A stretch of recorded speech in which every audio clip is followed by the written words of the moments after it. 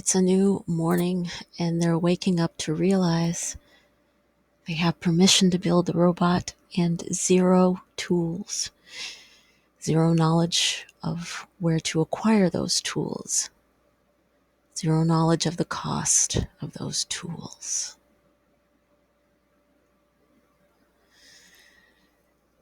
Their fantasy mind traipsed over to Zoe's situation ever so lightly. Being in the medical field, as abstract as it seemed to be, never having an idea of what the X actually did in its entirety, it was just another world. When Zoe was on, she was on. When Zoe was giving, it was ever flowing. But that spigot, that faucet, could turn off sharply and without even a moment's notice. Double that up with seemingly arbitrary emergencies.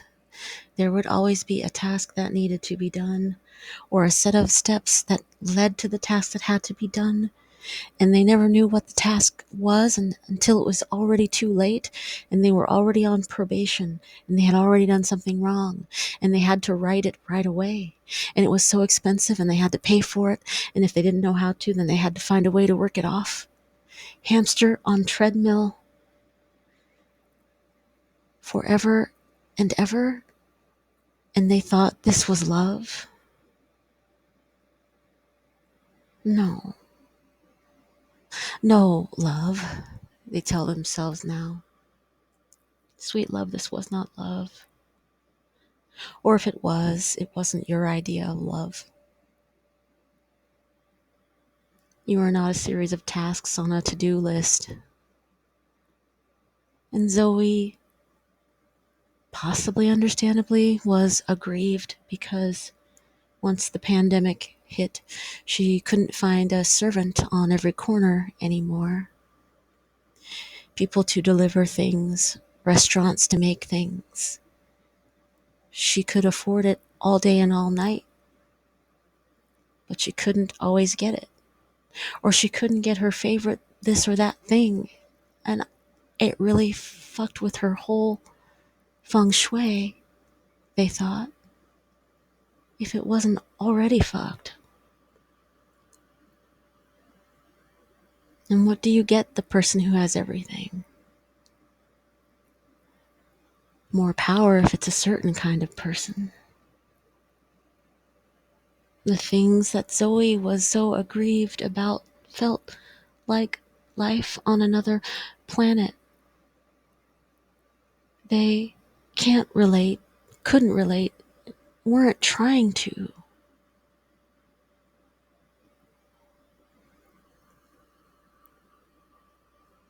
They said aloud to the sky, "Zoe, I think you ruined my posture." It felt like a pack mule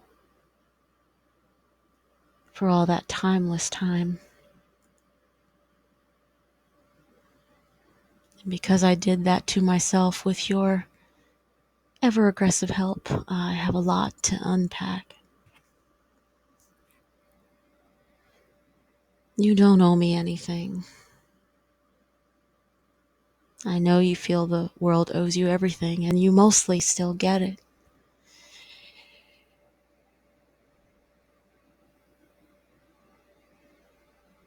I hate that I have to find you too to ask you for a favor.